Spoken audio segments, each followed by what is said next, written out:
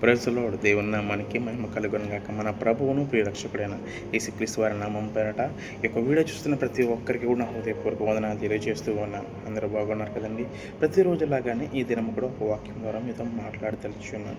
ఆ వాక్యం మనకు దానియేలు గ్రంథము 12వ అధ్యాయము 3వ వచనంలో ఈ విధంగా రాయబడి ఉన్నది. బుద్ధిమంతులైతే ఆకాశ మండలంలోని జ్యోతులను పోలిన వారై ప్రకాశించెదరు. నీతి మార్గమును అనుసరించి నడుచుకున్నట్లు ఎవరు అనేకులను త్రిప్పుదురో వారు నక్షత్రము వలె నిరంతరము ప్రకాశించెదరు. ఈ లోకంలో వెలుగు కావాలంటే జ్ఞానం మాత్రమే సరిపోదు. దేవుని చిత్తానుసారమైన జీవితం కూడా మనకి చాలా అవసరం.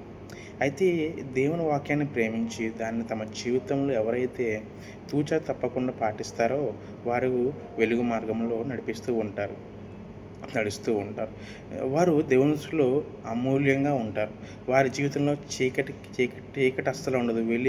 వెలిగే నక్షత్రంలా వాళ్ళు జీవిస్తూ ఉంటారు.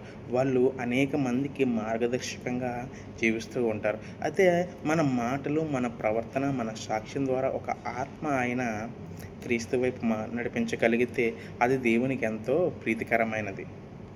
అది ఎంతో దేవునికి ఇష్టమైనటువంటి సేవ. మన పేరు కూడా కాకుండా దేవుని మహిమ మన జీవితంలో ప్రకాశించాలి.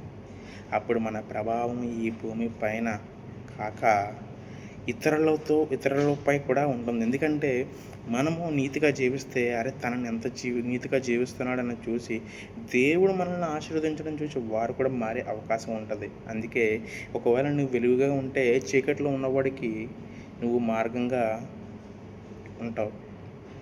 అయితే మన నిత్యత్వానికి కూడా ఇది ఒక మార్గంగా నిలిచిపోతూ ఉంటుంది. ఈరోజు మనల్ని మనం ప్రశ్నించుకుందాం. నా జీవితం ఇతరులకు వెలుగుగా ఉందా?